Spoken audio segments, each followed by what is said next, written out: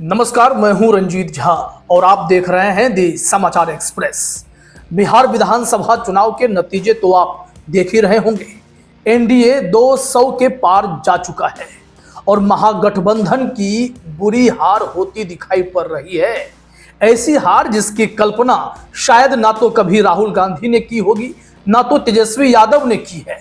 लेकिन एक व्यक्ति ने इस हार के बारे में पहले ही भविष्यवाणी कर दी थी, मीडिया चैनल्स पर या फिर इंडिविजुअली बयान देकर भी, और इसके पीछे किसी को जिम्मेदार बताया था तो वो सीईसी ज्ञानेश कुमार और चुनाव आयोग को ही उन्होंने जिम्मेवार कसूरवार बताया था। वर्तमान जो सिचुएशंस हैं, रिपोर्ट बनाने तक 206 का आंकड़ा एनडीए पार कर चुका है और इसमें अगर देखा जाए तो बीजेपी 96 और जेडीयू 82 और चिराग पासवान की पार्टी भी 19 सीटें ले रही हैं। अन्य दल भी सब लाभ की स्थिति में हैं। लेकिन जो बुरी खबर है, तेजस्वी यादव जैसा नेता जो जब भी डिप्टी सीएम बना, बिहार के युवाओं के लिए सोचा, रोजगार के बारे में सोचा, उनके आने से कई शिक्षकों की नौकरी परमानेंट हो गई, कई लोग बीपीएससी के टीचर भी बने। ऐसी व्यवस्था उन्होंने की, जबकि नीतीश कुमार तो हमेशा ऐसे मुख्यमंत्री हैं। यह सब तेजस्वी यादव के काम के समय संभव हुआ। लेकिन उसी तेजस्वी यादव की पार्टी को 24 सीटें बिहार की जनता देंगी, आप यकीन कर पाएंगे? और तेजस्वी यादव पीछे चल रहे हैं, लगातार पीछे चल रहे हैं। हालांकि यदि तनिक भी चुनाव आयोग को अपनी प्रतिष्ठा की चिंता है तो फिर वो तेजस्वी यादव की लिखी जा रही हार को पलटकर जीत की दिशा दे भी सकते हैं। उनके भाई तेज प्रताप यादव पारिवारिक कारणों से, पार्टी में बगावत की वजह से, महुआ सीट पर वोट बंटने की वजह से आरजेडी को भी नुकसान कर गए हैं और खुद भी चुनाव हार रहे हैं। फायदा लोक जनशक्ति पार्टी के नेता संजय सिंह को वहां होता दिखाई पड़ रहा है। अब आइए मूल मुद्दे पर। हमने कहा कि एक नेता, एक सांसद को यह पहले से पता था कि बिहार का चुनाव निष्पक्ष नहीं होगा। जरा सा सुन लीजिए आप। एसआईआर क्या है? मैं पूरी जिम्मेदारी से आपके चैनल पे कह रहा हूं, बिहार का चुनाव निष्पक्ष नहीं होगा। इसको कहीं लिख के रख लीजिए आप। यह मंशा पहले ही चुनाव आयोग ने जाहिर कर दी। तो सुना आपने, संजय सिंह ने क्लियरली कहा था कि मैंने 3 महीने पहले ही कह दिया था, बिहार का चुनाव हाईजैक हो चुका है। 80 लाख वोटों की चोरी के लिए ज्ञानेश कुमार को बधाई। उन्होंने टीवी 9 का एक क्लिप साझा किया जिसका थोड़ा सा हिस्सा हमने सुनाया है, लेकिन एक हिस्सा और भी साफ है जो हम आपके सामने रखना चाहते हैं। थोड़ी ही देर पहले संजय सिंह ने यह बयान जारी किया है कि यह मेरा 11 अक्टूबर का बयान है, ध्यान से सुनिए। चुनाव लड़ने की औपचारिकता तो सबने पूरी की, लेकिन जीत का प्रमाण पत्र तो पहले ही ज्ञानेश कुमार ने मोदी को दे दिया था। सुन लीजिए क्या वो जानकारी दे रहे हैं, फिर रिलेट कीजिएगा मुद्दों को।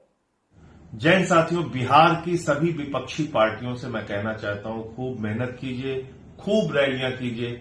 मैं भी खूब मेहनत और रैलियां करूंगा, पार्टी के हमारे कार्यकर्ता भी रैली और मेहनत कर रहे हैं। लेकिन जो ज्ञानेश कुमार जी का योगदान है बिहार चुनाव में, उससे एनडीए के हक में फैसला तय हो चुका है।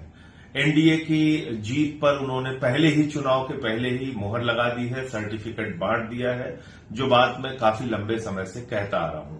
ये एसआईआर के जरिए क्या खेल किया गया है बिहार में, 2-3 मिनट के अंदर आपको समझाने का प्रयास करूंगा। एसआईआर के जरिए क्या दावा किया गया था? घुसपैठिए आ गए, इनको तो भगाना है, बांग्लादेशी आ गए, रोहिंग्या आ गए, यही तो चिल्ला रहे थे भाजपा वाले। आप जाकर पता कर लीजिएगा, जितने भी मतदाता सूची में नाम थे, भारतीय जनता पार्टी ने एक भी नाम पे शिकायत नहीं की कि ये घुसपैठिया है या विदेशी है। एक भी नाम पे शिकायत नहीं की, पहली बात। दूसरी बात, जब अभी जो ये voter list, final voter list आई है, जिसके बाद ज्ञानेश कुमार जी के मुंह में ताला लग गया है, उनके मुंह से आवाज नहीं निकल रही है। पता है आपको कितने विदेशी नागरिक मिले पूरे बिहार के अंदर? 315। कितने मिले? 315। और उन 315 विदेशी नागरिकों में ज्यादातर हिंदू हैं, 78 मुसलमान हैं। 78 मुसलमान पकड़ने के लिए आपने 8 करोड़ मतदाताओं को परेशान किया, एसआईआर का हवा खड़ा किया और विदेशी आ गए, घुसपैठिए आ गए, एकदम से हम पूरा परिवर्तन कर देंगे एसआईआर के जरिए। ये दावा कौन कर रहा था? अज्ञानेश कुमार जी कर रहे थे। इसलिए उनकी मूर्खता और अज्ञानता पर मुझे हंसी आती है। हालांकि वो बहुत चालाक आदमी है, ये अज्ञानता में वो कुछ नहीं कर रहे थे। वो दरअसल जो कुछ भी कर रहे थे मोदी जी के इशारे पर कर रहे थे, भारतीय जनता पार्टी के कहने पर कर रहे थे। तो सुना आपने, चूंकि यह वीडियो थोड़ा लंबा है इस वजह से एक हिस्सा और सुनिए आप। इसी में संजय सिंह जो और भी डिटेल जानकारी दे रहे हैं कि बिहार के चुनाव को किस तरीके से पहले से ही निर्णायक बना दिया गया था कि जीत किसकी ओर जा रही है और क्या खेल किया है इस फाइनल लिस्ट में, वो भी आप समझ लीजिए। 5 लाख डुप्लीकेट वोट हैं बिहार में। जो मौजूदा सूची हुई है, जो फाइनल हुई है सूची, उसमें 5 लाख डुप्लीकेट वोट हैं। यानी कि एक मतदाता 2 जगहों पे ऐसे 5 लाख मतदाता है। एक मतदाता 2 जगहों पे, जिनका एड्रेस सेम है, पता सब कुछ एक जैसा है, नाम एक जैसा है, सब कुछ एक जैसा है, ऐसे 5 लाख मतदाता है। आप सोचिए, कुछ हजार के अंतरों से पूरे हरियाणा का चुनाव बदल गया। कुछ 1-2% वोट के अंतर से दिल्ली का चुनाव बदल गया। तो बिहार में जब 5 लाख वोट वैसे ही भारतीय जनता पार्टी अपने झोली में रख के चल रही है अलग अलग विधानसभाओं में, तो खेल तो हो चुका है। खेल तो सारा खत्म कर दिया इन्होंने। जो कुल मतदाताओं की संख्या थी बिहार में, उससे 80 लाख मतदाता कम हो गए। आप कल्पना कीजिए कितनी बड़ी संख्या में मतदाता वहां पे घटाए गए और कितने डुप्लीकेट मतदाता वहां पे हैं। तो इतने गड़बड़ झाले वाली वोटर लिस्ट से विपक्ष की पार्टियां चाहे जितनी मेहनत कर लें, चाहे जितना प्रचार कर लें, चाहे जितनी रैलियां कर लें और सभाएं कर लें, उन्होंने तो वोट चोरी कर रखी है, घपला और घोटाला कर रखा है। तो चुनाव में जो एसआईआर के जरिए घपला करने का मकसद मुख्य चुनाव आयुक्त अज्ञानेश कुमार जी और नरेंद्र मोदी जी का था, वो बिहार में सफल हो चुका है। और इस मतदाता सूची के आधार पर अगर वहां चुनाव होता है तो नतीजे आज आप मुझसे लिख के ले लीजिए कि सर्टिफिकेट पहले ही जीत का एनडीए के प्रत्याशियों को चुनाव आयोग ने बांट दिया है। अब सोचना आपको है, तय आपको करना है कि आप इसका कैसे और विरोध कर सकते हैं। माननीय सर्वोच्च न्यायालय इन दलीलों और तथ्यों को सुनेगा या नहीं सुनेगा।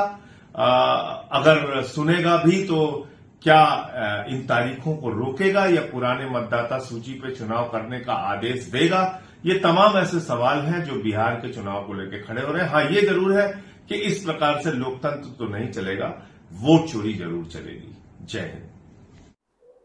तो सुन लिया आपने, क्या यह एसआईआर का ही सबसे बड़ा इफेक्ट है? इसको लेकर सोशल मीडिया पर एक वीडियो भी वायरल हो रहा है, वो भी हम आपको बताएंगे।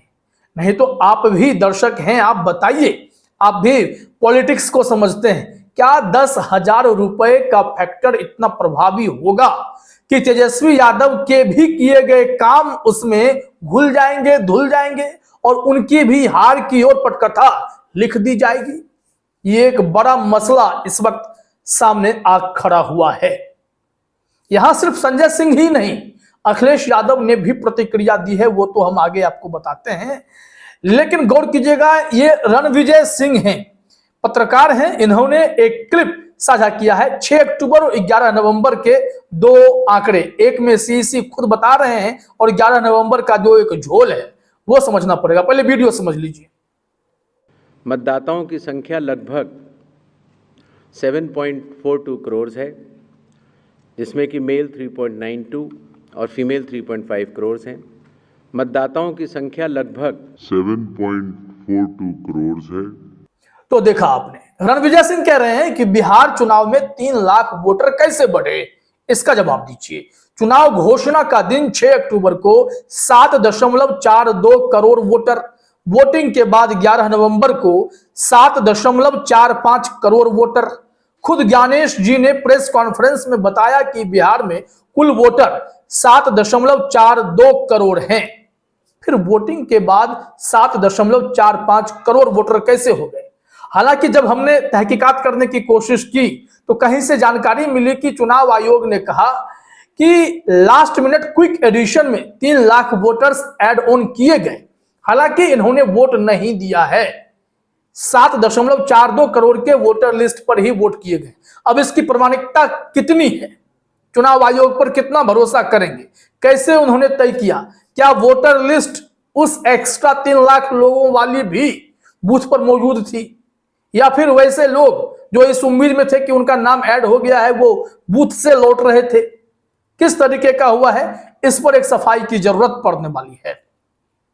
लेकिन अगर देखा जाए तो एसआईआर का नुकसान हुआ है, महागठबंधन को इसका नुकसान हुआ है। मैं आपको बताता हूं, लेकिन उससे पहले इनका प्रियंका भारती का आरजेडी की प्रवक्ता है, इनका एक बयान आया है, वो भी समझ लीजिए। उन्होंने कहा है कि लोकतंत्र को एकदम बुरी तरीके से कुचल दिया गया। ज्ञानेश कुमार को बधाई वो दे रही हैं। ये ट्वीट आप देख सकते हैं, क्योंकि यह जिस हिसाब से, जिस गुस्से में यह ट्वीट लिखा गया है, उसे बोलूं तो यूट्यूब कहेगा कि मेरी पॉलिसी के खिलाफ है।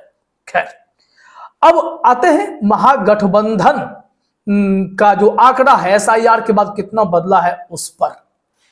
यहां जो हमने आंकड़े निकालने की कोशिश की, इसमें कहा गया कि 68.5 लाख वोटर्स के नाम काटे गए थे। बाद में 21.5 लाख वोटर्स जोड़े गए, जिसके चलते यहां पर समीकरण में बदलाव हुआ। सीमांचल क्षेत्र में भी इसका असर देखने को मिला। जो महागठबंधन 2020 में 110 सीटें जीती थी, वोट शेयर 40.1% था। MY, EBC, Dalit vote bank तब मजबूत था। लेकिन एसआईआर की प्रक्रिया के बाद विपक्ष ने दावा किया कि 10 से 15% MY वोटर कट गए। खासकर सीमांचल में 5 से 7 लाख वोट कटे, जो महागठबंधन का कोर बेस माना जाता था। अब इलेक्शन कमीशन इन बातों को मानता ही नहीं है। कहा जा रहा है कि जो 21.5 लाख वोट ऐड किए गए, खास करके ज्यादातर युवा 14 लाख 18 से 19 साल के और महिलाओं को ऐड किया गया, जो सीधे नीतीश कुमार की स्कीम से प्रभावित थे। 71% महिला टर्नआउट की बात भी सामने आई। नतीजा, महागठबंधन का वोट गिरा, शेयर 36.9%, 3% का लॉस हुआ। जनसुराज ने भी 3.5% का वोट लॉस किया। AIM 1.4% ने वोट काटे हैं। यह सब वोट बताया जा रहा है कि महागठबंधन को ही नुकसान गया। लेकिन जनसुराज के वोट के बारे में कहा जाता था कि वो बीजेपी के वोट काटेंगे, और अमित शाह ने उनके प्रबल कैंडिडेट को बिठा भी दिया था।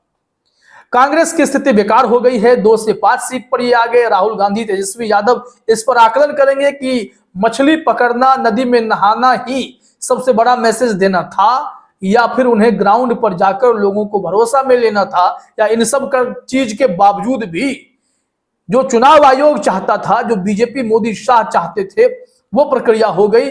इसके आगे कोई भी मेहनत बेकार हो जाएगी। यह भी सिस्टम समझना पड़ेगा।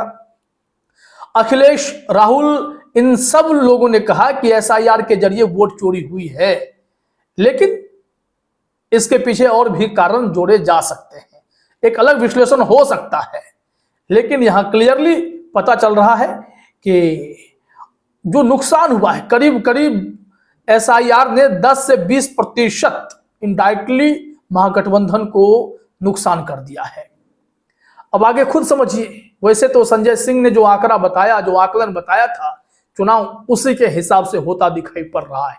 लेकिन इतनी बेदर्दी से चुनावी हार महागठबंधन की लिखी जाएगी, ये तो बस दिल्ली की याद आती है कि अरविंद केजरीवाल के साथ जो हुआ, ठीक वही चीजें अब यहां भी दिखाई पड़ने लगी हैं। फिलहाल इस वीडियो में इतना ही। आप तमाम साथियों का हमसे जुड़ने के लिए बहुत बहुत धन्यवाद, शुक्रिया।